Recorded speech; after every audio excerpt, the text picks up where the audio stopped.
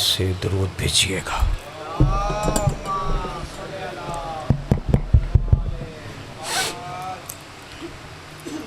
औज़ बिल्लाहि समीउल अलीम मिनश शैतानिर रजीम। बिस्मिल्लाहिर रहमानिर रहीम। अल्हम्दुलिल्लाहिल मालिकिल हक़्क़िल मुबीन अल मुतख़ाज़्ज़ि लिकिबरियाइहि औतातिल मुतमर्रिदीन अल मुअतरिफ़ि लिरुबूबियतिहि साइरिल ख़ल्क़िल अजमईन।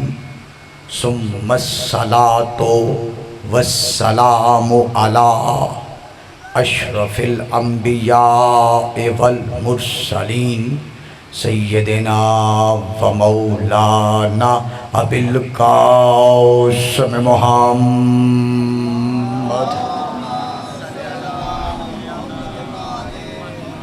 व अला अहले बैतिहि तय्यबीन अत्ताहिरीन अल मासूमीन अल मज़लूमीन अल्लज़ीना ज़हबल्लाहु अन्हुमुर रिज्सा व तहरहुम तत्हीरा।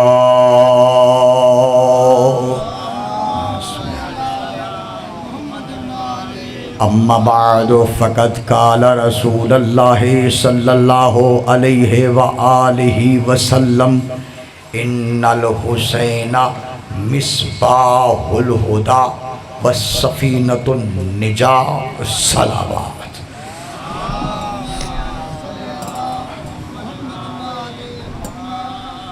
अच्छा, अगर तकलीफ़ न समझिए तो दो दो कदम आगे आ जाइए। ये सारी जगह खाली है। मैं बच्चों को सुनाने के लिए नहीं आया, आपके लिए आया हूँ। थोड़ा सा आगे आ जाइए। दरूद पढ़ते हुए दो दो कदम उठ के आपने आगे आना है। इमाम ज़मा अलैहिस्सलाम के सदके आगे आना है। आइए आइए, सलवात भेजो बुलंद आवाज़।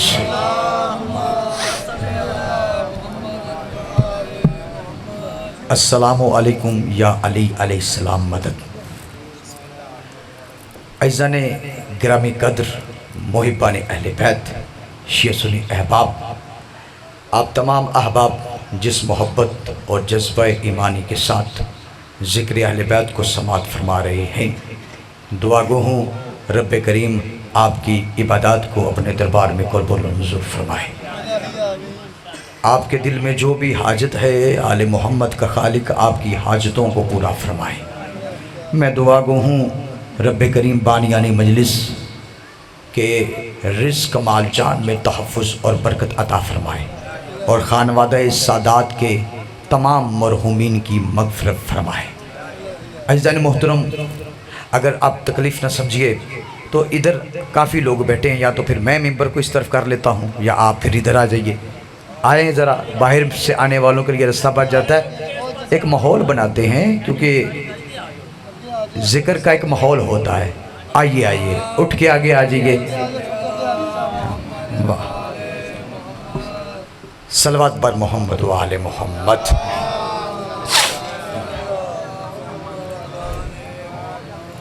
अज़ीज़ान मोहतरम, मैं आपका मेहमान और आप मेज़बान हैं, और अच्छे मेज़बान की ये अलामत होती है कि वो मेज़बान को में हम अपने मेहमान को रिस्पेक्ट देता है।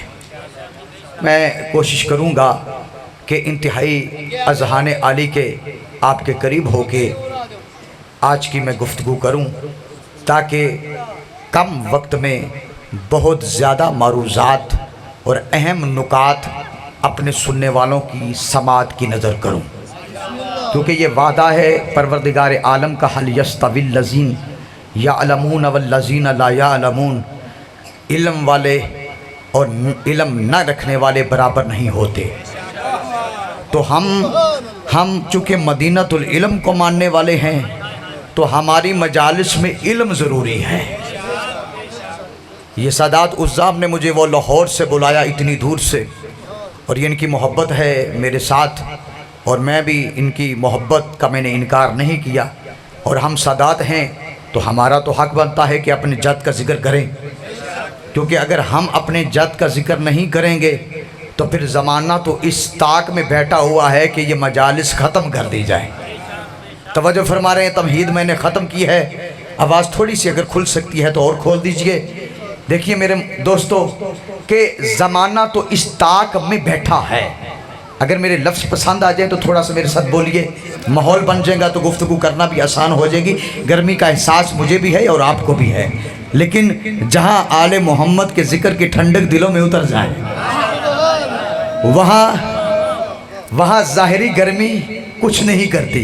तो आइए हम चलते हैं कि देखिए जैसे ही हम जिक्र करते हैं, हम आले मोहम्मद के नाम की मजालिस करते हैं, मुहर्रम शुरू होता है तो कुछ लोग क्या करते हैं कि हमारी ज़िद में आके यजीद के फ़ज़ाइल बयान करना शुरू कर देते हैं। तवज्जो है, बड़ी अहम बात होगी कि यजीद बहाने बहाने से यजीद को बचाते हैं। कभी कहते हैं वो जी करबला में तो उसका किरदार ही कोई नहीं था। लो जी, अगर यजीद ने करबला का वाक़या नहीं करवाया तो फिर किसने करवाया है? बात तो ये है ना कि कोई यजीद, बेटा बैठ जाओ जल्दी से, कि यजीद, और कभी कहेंगे बहाने बहाने से कभी कोई किताब लिख देते हैं अमीरुल मोमिनीन यजीद। हो रहा है या नहीं हो रहा? कभी शहजादा यजीद कहते हैं, कभी खलीफा मानते हैं। तो भाई देखिए, आप परेशान ना हुआ करें। ये जो यजीद के दिफा में लगे हुए हैं, असल में यजीद इनकी डिफेंस लाइन है। तवज्जुहात का तालिब हूँ। बेटा बैठ जाओ, उठना नहीं है, एक दफ़ा बैठ जाओ। का यजीद इनकी डिफेंस लाइन है और डिफेंस लाइन को बचाना इनकी मजबूरी है। क्यों जुमला कह रहा हूँ? इसलिए कि ये यजीद को इसलिए बचा रहे हैं कि अगर यजीद बचा रहा तो यजीद को खिलाफत की कुर्सी तक लाने वाले वो जो पोशीदा किरदार हैं वो बच जाएंगे। यार मैंने तो बड़ी बात की है। यजीद को यजीद की कुर्सी तक लाने वाले, उनको बचाना मकसूद है। ये यजीद इनकी कोई फुफ्फी का पुत्र नहीं है। ये यजीद को इसलिए बचा रहे हैं। ये वीडियो बन रही है, बाद में लीजिएगा, मगर ये अभी कैमरा होल्ड कर दे, मेरी तकरीर सुनेगा। ये यजीद से इनको कोई लगाव नहीं है। ये इसलिए है कि यजीद को बचाया जा रहा है ताकि यजीद को यजीद बनाने वाले, बात बड़ी कर जाऊंगा आज की मजलिस में, यूं समझो इस मजलिस का निचोड़, सारे दिन का निचोड़ मैं आज दे जाऊंगा। मिसाल से बात को आसान करता हूं। देखिए मेरा कोई केस चला सुप्रीम कोर्ट ऑफ पाकिस्तान में, तो सुप्रीम कोर्ट पाकिस्तान में मुअज़्ज़ज़ वकला पेश हुए, तो वो केस चलता रहा। आखिर ये फैसला हो गया कि हमने सज्जाद मुर्तज़ा नकवी को हक पे पाया है, ये केस जीत चुके हैं। अब हम केस जो जीत गए, हमारे मुखालिफ हार गए। अब जैसे ही हम सुप्रीम कोर्ट की अदालत से बाहर निकले, इहाता अदालत में पहुँचे, तो क्या देखा कि वो हमारा कातिल, वो जो हमसे हार चुका था, वो ताक में बैठा था। उसने 2-4 फायर किए और हमें वहीं पे मार दिया। अब समझिएगा ये मारने वाला कौन है? जो हार चुका है। मरने वाला कौन है? जो जीत चुका है। अल्लाह करे, अल्लाह करे, हैदरी, अल्लाह करे मैं बात पहुंचा सकूं। अब देखिए मुल्क भर की एजेंसियां मुतहर्रिक हुई कि आओ जी इन्वेस्टिगेशन करो कि ये जो कातिल है, ये मारने वाला है, क्या ये अकेला था या इसके साथ कुछ और लोग भी थे। अब जब इन्वेस्टिगेशन थोड़ी सी आगे बढ़ी तो मालूम ये चला कि कातिल अकेला नहीं था, कातिल की पुश्त पे बहुत सारे शरीफ ज़ादे थे। तवज्जुहात का तालिब दोस्तों, बड़े बड़े शरीफ ज़ादे हैं। अब प्राइम टाइम में चूँकि ये अदालत के अंदर कत्ल हुआ था, इसलिए टीवी पे बहस होना शुरू हुई कि देखिए भाई वो कातिल अकेला नहीं था, उसके साथ कुछ और लोग भी थे। अब इन्वेस्टिगेशन करो, वो जो असल कातिल थे, वो जो पुष्ट पे हैं, वो कौन कौन है, कौन कौन है। कि ऐसे में गुमनाम काले आना शुरू हो गई। खबरदार, ये सिर्फ मामला जो है कातिल तक, मकतूल तक महदूद रखो, उन लोगों तक ना जाओ जो असल कातिल हैं। वरना बड़े बड़े शरीफजादे बेनकाब हो जाएंगे। जुमला समाप्त कीजिएगा। 1400 साल से यजीदियत का दर्द भी यही है। वो कहते हैं या हुसैन का जिक्र करो या यजीद का नाम लो, इससे आगे ना बढ़ो। क्यों?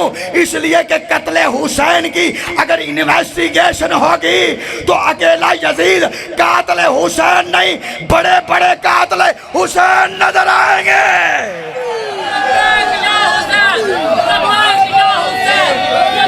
मिलके हैदरी हाथों को खोलिएगा।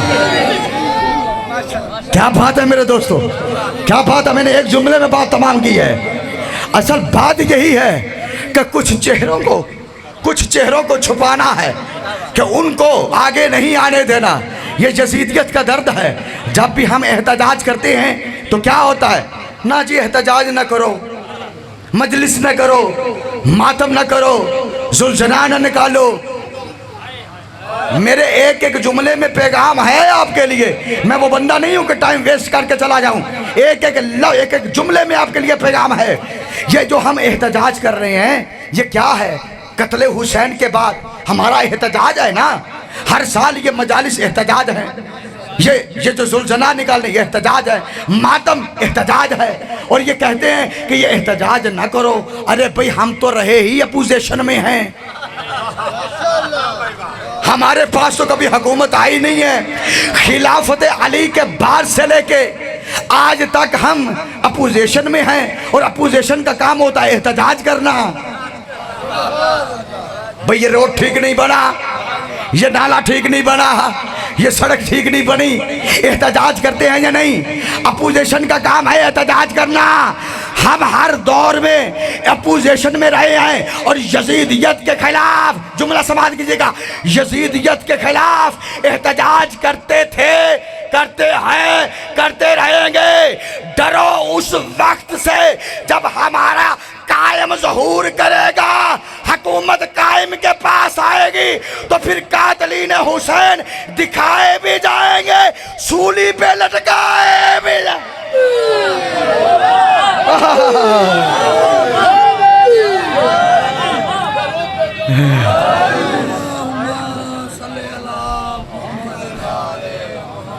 डरो उस वक्त से जब हमारे कायम के पास हुकूमत आएगी।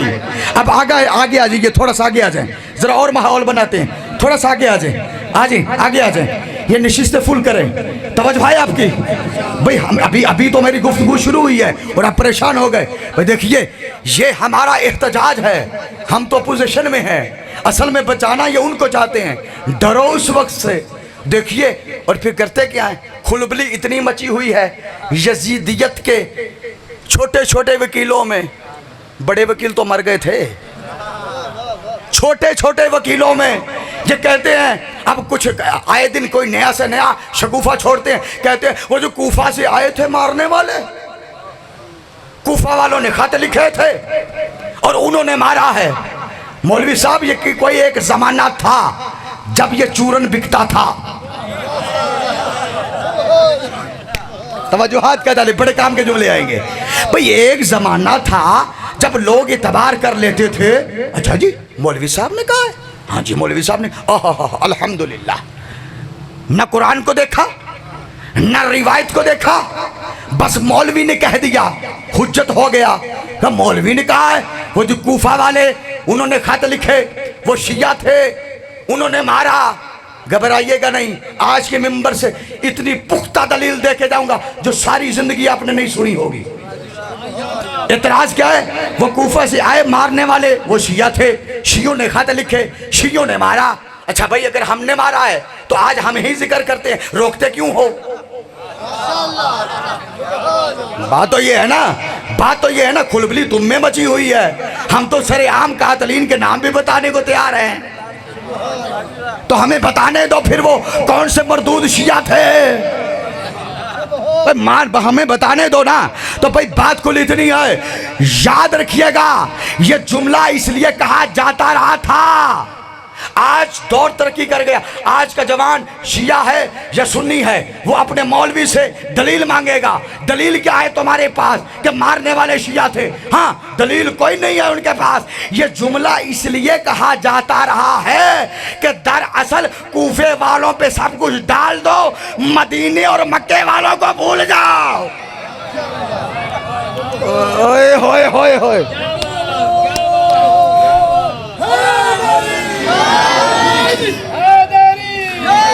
मैंने जो बात की है ना, बड़ी बात है। अरे अगर कूफा वाले मारने वाले थे तो मदीने वाले बचाने क्यों नहीं आए? मक्का वाले बचाने क्यों नहीं आए हुसैन को? तो अब बात यह है कि जिस लिस्ट में तुमने कूफियों को डाला है, उसी लिस्ट में मदीने वालों को भी डालो। यार, जो कोई एक बंदा भी मेरी बात समझा है, उसी लिस्ट में तुम मक्के वालों को भी डालो, डालो सबको। उन्होंने तो फिर खत लिख दिए थे, इन्होंने तो खत भी नहीं लिखे थे, ये तो खामोश थे। जहां हुसैन जवान हुआ, जिस मदीने की गलियों में खेला, अगर क्या वजह है, मदीने वाले बचाने क्यों नहीं निकले?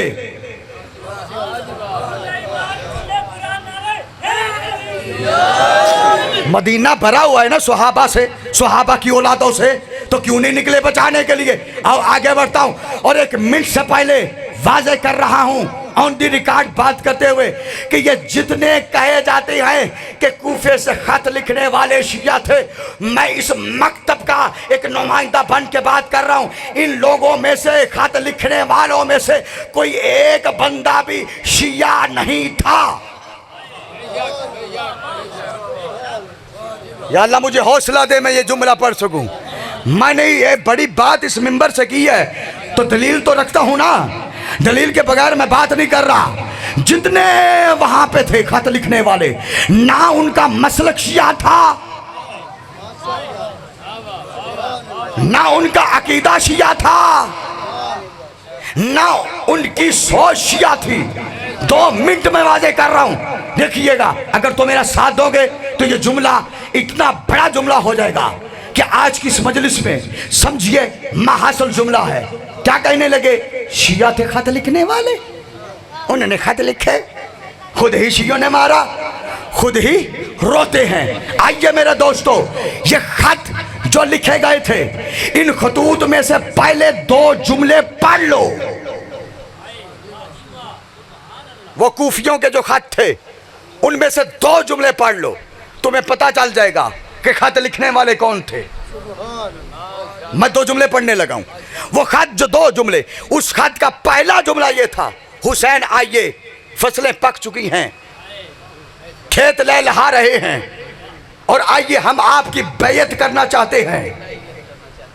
कुर्बान जाऊं, एक एक लफ्ज की बारीकी पे आपका दिमाग मतवज्जे कर रहा हूं। खेत लहलहा रहे हैं, फसलें पक गई हैं, हम आपकी बैयत करना चाहते हैं। ये पहला जुमला था। दूसरा जुमला, हुसैन आइए, हम बगैर इमाम के हैं। अरे यही तो जुमला है। हम, बोलिएगा, मैंने रोका है इसलिए जो मेरे दिल में है वो तो है, मगर जब पहुंचाऊंगा तो मैं नहीं चाहता कि कोई एक बच्चा भी यहां पर ऐसा रह जाए कि जिसकी समझ में ना आए। क्या लिख ले हैं? हुसैन आइए, हम बगैर इमाम के हैं, बगैर इमाम के हैं। अब आइए, 2 मिनट से पहले मैं इन खत लिखने वालों का मसलक भी बता रहा हूं, मजहब भी बता रहा हूं। यह खत कब लिखा गया? 60 हिजरी को। शहादत हसन कब हुई? 50 हिजरी को। 50 और 60 के दरमियान में कितने साल बनते हैं? 10 साल। 10 साल बनते हैं, यानी 10 साल के बाद ये कह रहे हैं कि हम बगैर इमाम के हैं। मुझे बताया जाए कि ये 10 साल ये लोग किसकी इमामत में थे? अरे शिया सब कुछ कह सकता है, मगर यह नहीं कह सकता कि हम बगैर इमाम के हैं। हाथों को खोलिएगा।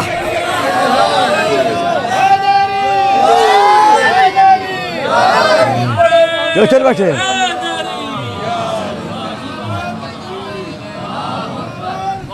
या रसूल अल्लाह, बोलिएगा। हाथों को खोलिए। अरे शिया सब कुछ कह सकता है मगर ये नहीं, ये इसी जुमले में ही तो मैंने बात तमाम कर दिया है। शिया सब कुछ कह सकता है मगर ये नहीं कह सकता कि हम बगैर इमाम के हैं। क्यों? शिया होता ही वही है जो एक लहजा भी इमाम के बगैर नहीं होता।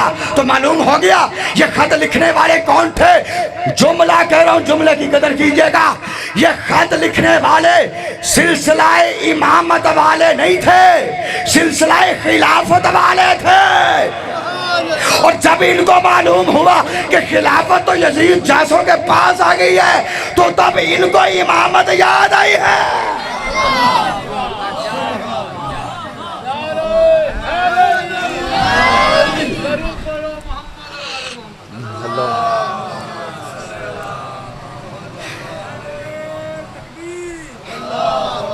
बोलिए कि सारे मिलके मुझे गर्मी का एहसास है और आपका भी एहसास है। हाथों को खोलना चाहिए।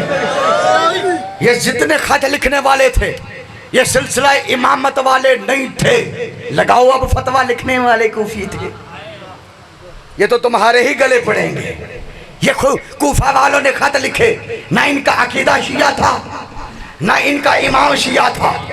ये खिलाफत वाले थे। जब इन्होंने देखा खिलाफत की कुर्सी पे तो यजीद आ गया। अब ये बैठे हैं और देखने लगा है ये क्या हुआ। हम देखिए है ये क्या हुआ, ये यजीद आ गया। तब इन्होंने सोचा अब तो बात तमाम हो गई, अब चलते हैं इमामत की तरफ। तब जो छोड़ गए थे इमामत को वो फिर पलट के आ रहे हैं इमामत की तरफ। इधर मेरे इमाम ने हुज्जत तमाम करने के लिए जनाब हजरत मुस्लिम इब्ने अकील को भेजा।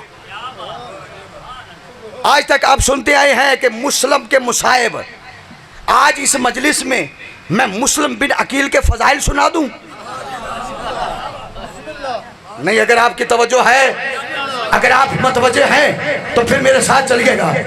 सामने वक्त में जितनी गुंजाइश है उसके मुताबिक मैं चंद जुमले मुस्लिम के फजाइल के सुना रहा हूं। मुस्लिम को जब कौन मुस्लिम? मुस्लिम हुसैन का चचाजाद भाई, अकील का बेटा मुस्लिम। और जब मेरे मौला हुसैन ने मुस्लिम को भेजा तो उनको एक खत दिया। वो खत कूफा वालों के नाम था। उस खत में क्या लिखा था कि मैं हुसैन तुम्हारी तरफ उसको भेज रहा हूं कि जो हम अहले बैत की नजर में सबसे अफजल है। अरे अहले बैत की नजर में, बोलिएगा, अहले बैत की नजर में सबसे अफजल है। सिर्फ अफजल नहीं, दूसरा जुमला सुनिएगा, लेकिन इतने आराम से सुनने नहीं दूंगा। दूसरा जुमला सुनिएगा। और फिर फरमाया वह सिक्काती सिर्फ अफजल नहीं बल्कि हमारे नजदीक काबिल एतमाद है। बेटा नहीं, चुप करके बैठिएगा। नारा मैं खुद लगवा लूंगा मगर आपने मेरी बात को सुनना है। क्या दूसरा जुमला क्या है? बोलिएगा, मुस्लिम हमारे नजदीक काबिल एतमाद है। वह सिक्काती अरबी का लफ्ज है, हमारे नजदीक काबिल एतमाद है। आपने जुमला सुना, मैंने पढ़ दिया, मगर खुदा की कसम दिमाग की नसें फट जाती है अगर इस जुमले की गहराई में गौर करोगे। क्यों? इसलिए कि अल्लाह के एतमाद का नाम हुसैन है और हुसैन के एतमाद का नाम मुस्लिम है। अब लगाओ नारा।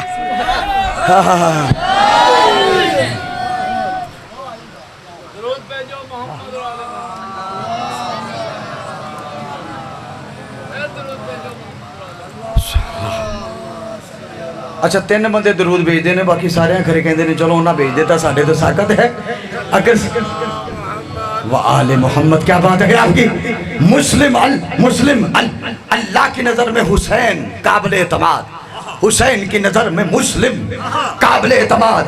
क्या है मुस्लिम? आगे बढ़ता हूँ। ये मुस्लिम जब मदीने से रवाना हुए, कूफा पहुंचे तो उस घर में कयाम किया कि जहां पर जो घर है हजरत हानी इब्ने उर्वा का। अब ये तारीख बताने लगा हूँ आपको, ये बताई नहीं जाती, ये ऊपर से गुजर जाते हैं, मगर तारीख का निचोड़ और मुस्लिम की अजमत बता के इख्तिताम कर रहा हूँ। मगर समझिएगा, हानी के घर में रुके। हानी कौन? जो रसूल का सुहाबी है, फिर मौला अली का सुहाबी है, फिर मौला हसन हुसैन का, यानी इतना तो मानते हो सहाबी रसूल है। अगर खत लिखने वाले कूफी सारे शिया थे तो बताओ हानी को कहाँ ले जाओगे? हानी भी उन्हीं खत लिखने वालों में। देखिए हानी के घर में जब गए तो वहां पे बैठे जाके वहां पे, और उधर इब्ने ज़ियाद को खबर हो गई। तवज्जो हाथ, बड़े काम के जुमले, बड़े आराम से पहुंचाऊंगा मगर ये बच्चों के ज़हनों में उतारना चाहता हूँ। इब्ने ज़ियाद को खबर हुई और उसने ये पैगाम भेजा कि हानी ज़रा दरबार में आओ और आके हमारी बैत करो। उधर से हानी ने पैगाम भेजा कि मैं बीमार हूँ, नहीं आ सकता। अब इब्ने ज़ियाद ने कुछ लोगों को साथ लिया, सिपाहियों को साथ लेके हानी के घर में आया। इधर जनाबे हानी ने हजरत मुस्लिम को पर्दे के पीछे छुपाया और कहा कि देखो मुस्लिम, जब मैं इशारा करूं पर्दे से बाहर आइएगा और इस मरदूद का काम तमाम कर दें। इब्ने ज़ियाद का काम तमाम कर दीजिए, खंजीर यहीं पे खत्म हो जाएगा। तो अब देखिए, अब मुस्लिम है पर्दे में। इब्ने ज़ियाद आया और आके हानी का हाल अहवाल पूछने के बाद जब बैठा तो कुछ देर कुछ बातें चली। तवज्जो रखना, कुछ देर कुछ बातें चली तो बातों बातों में हजरत जनाबे हानी ने कुछ अशार पढ़ना शुरू किए जिनका तर्जमा ये था कि आपके ज़िम्मे जो काम लगाया गया है वो कर गुजरिए, अगर उसमें हमारी जान भी जाती है तो जाए। ये अशार पढ़े जा रहे थे मगर मुस्लिम पर्दे से बाहर नहीं आए। कुछ देर के बाद इब्ने ज़ियाद वहां से चला गया। समझिएगा मुस्लिम क्या है। जब वो चला गया तो जनाब मुस्लिम पर्दे से बाहर आए तो हानी ने कहा मौका अच्छा था, मरदूद को मार देते। कहा अब जो मुस्लिम का कौल, मुस्लिम का जुमला है, कहा हम आले मोहम्मद को ये ज़ेब नहीं देता कि हम किसी पर बुज़दिलाना हमला करें।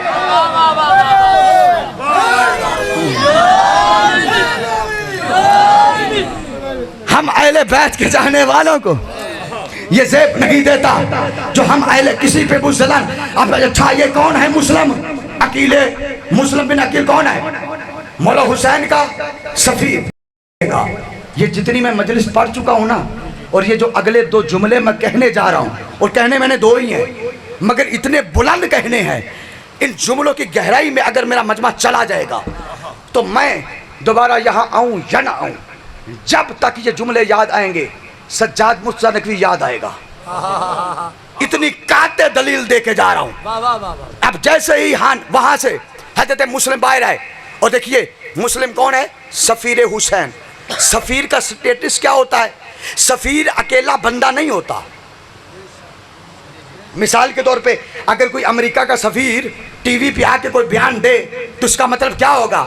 ये अकेला बंदा नहीं बोल रहा, बल्कि इसके पीछे पूरी हुकूमत बोलती है, अमेरिका पूरा बोल रहा है। अगर कोई पाकिस्तान का सफ़ीर कोई बयान दे तो उसका मतलब ये है कि ये पाकिस्तानी सफ़ीर नहीं बोल रहा, बल्कि पूरा पाकिस्तान बोल रहा है। मुस्लिम है हुसैन के सफ़ीर। क्या कह रहे हैं? हम अहले बैत को ये ज़ेब नहीं देता कि किसी पे बुज़दिलाना हमला करे। ये मुस्लिम नहीं बोल रहे, मुस्लिम की पुष्ट पे हुसैन बोल रहे हैं।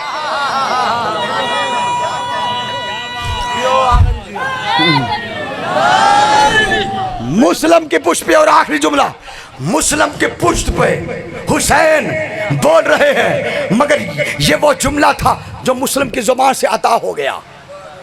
एक वो जुमला था जो मुस्लिम के दिल में था, और मैंने उसी के लिए आपको कहा है कि पूरी तवज्जो रहे। हाँ, ये था लफ्ज़ों से बयान हो गया। देखिए दो तरह की चीज़ें होती हैं। एक होती है लफ्ज़ों से बयान कर देना, इसको कहते हैं कौल, इसको कहते हैं कौल, यानी बयान कर देना।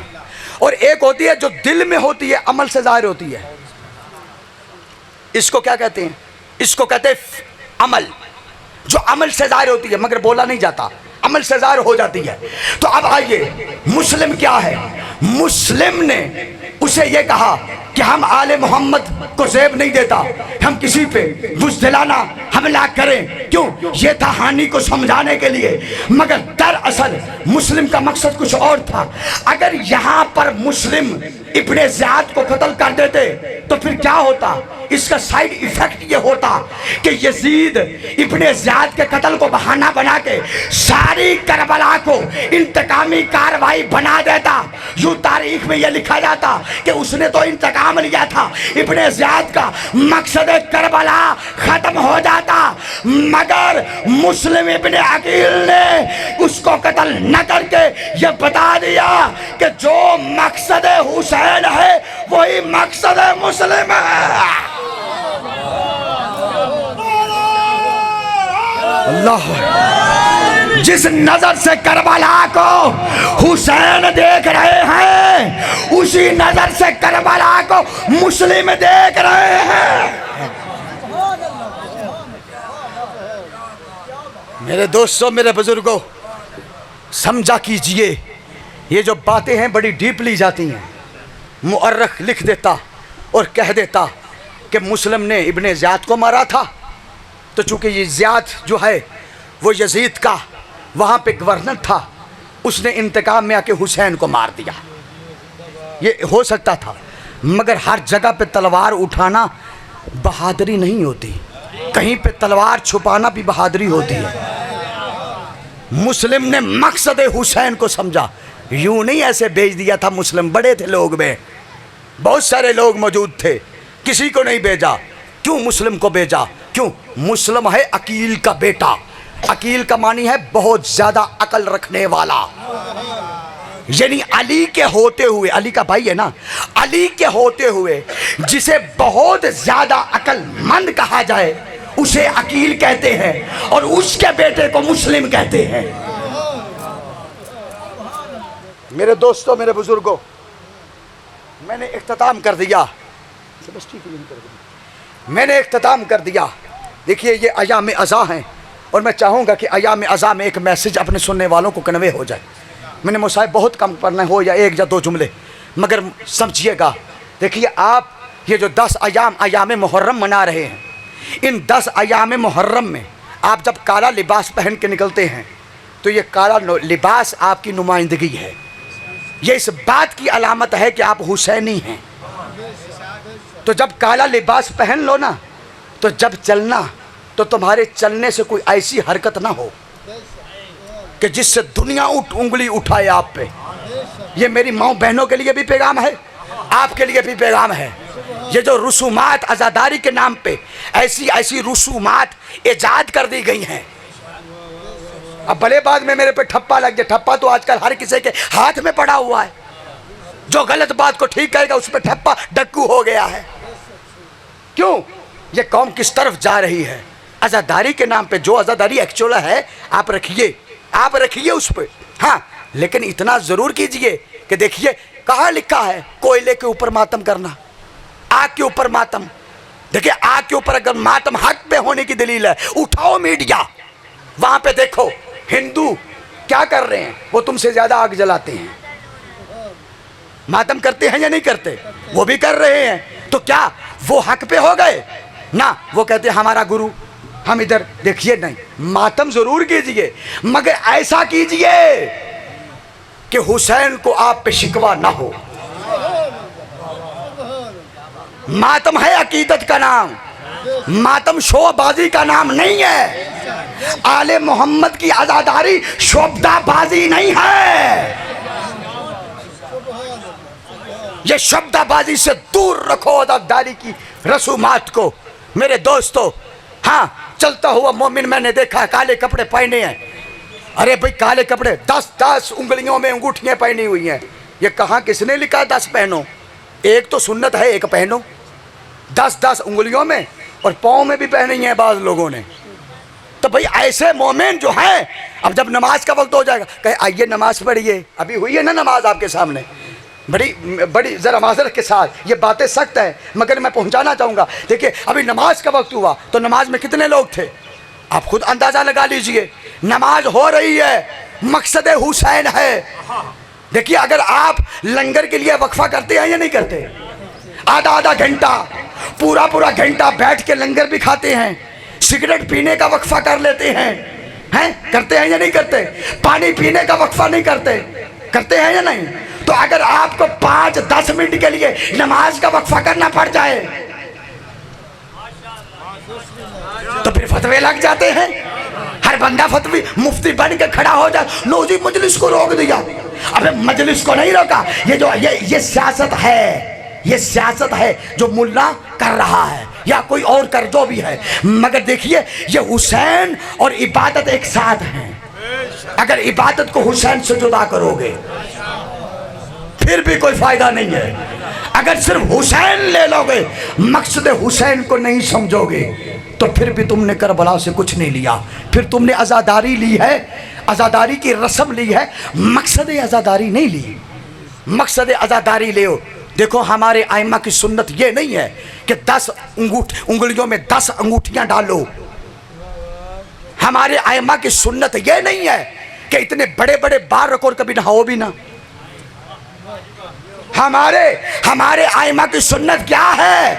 हमारे इमामों की सुन्नत ये है, दिन भर 5 नमाजें पढ़ो, रात को सर सजदे में रख के तहज्जुद पढ़ो। मोमिन के काम हो, झूठ नहीं बोलो, किसी से दगाबाजी ना करो, फरेब ना करो, कर्ज ले लिया है तो वापस करो, किसी से फरेबकारी ना करो। और तुम्हारे किरदार को देख के तुम्हारा दुश्मन भी कहे है तो ये शिया, मगर इससे अच्छा बंदा मैंने अभी तक नहीं देखा। नारे तकबीर, नारे रिसालत, नारे हैदरी। ऐसी अज़ादारी को अपने अंदर पैदा करोगे तो आइमा आपसे राजी होंगे। मेरे दोस्तों, ये वो अज़ादारी है कि जिस अज़ादारी की बका के लिए आले मोहम्मद का पूरा घराना कुर्बान हो गया। अयाम अज़ा है, रोने के दिन है। आओ 1 या 2 जुमले, मुसाहिब के बहुत ज़्यादा वक्त पड़ गया मेरे जाकिर भाई, इसके बाद इंशाअल्लाह शबीब बरामद करवाएंगे। इतना सुन लीजिए, आले मोहम्मद के घराने की मजलूमियत इससे बढ़ के क्या होगी। मेरे चौथे इमाम एक मरतबा कहीं पे बैठे हुए खून के आंसू रो, पढ़ते रहते ना खून के आंसू, मेरे मौला खून के आंसू रो रहे थे। जब पानी सामने आता तो मेरे मौला रोते। कहा, हाय ये पानी मेरे असगर को नहीं मिला, ये पानी मेरे पापा हुसैन को नहीं मिला। और जब खाना सामने आता, कहा, हाय ये खाना मेरे बाबे को नहीं मिला, कहा ये खाना मेरे चाचा अब्बास को नहीं मिला। रोते रहते करबला को याद करते कि एक सहाबी आया और कहता है, मौला आप कब तक करबला को याद करके रोएंगे? इतना अरसा हो गया है, कब तक रोते रहेंगे? शहादतें तो आपका विरसा है। मेरे मौला ने फरमाया, हाँ शहादतें हमारा विरसा है, लेकिन समझो क्या मोहम्मद और अली की बेटियों का शराफियों के मजमे में दरबार में जाना, क्या ये भी हमारा विरसा है? रोने वालों, यही बात कलेजे को खाती है कि यजीद के दरबार में अली की बेटियों का हाल ये था, सामने अब्बास का सर था और सामने ज़ैनब, वह या तस्तरो बेवजहिहा बेकुम्मिहा, बीबी आस्तीनों से अपना मुंह छुपा रही थी। यजीद इशारे करके कहता, कहाँ है अब्बास की बहन?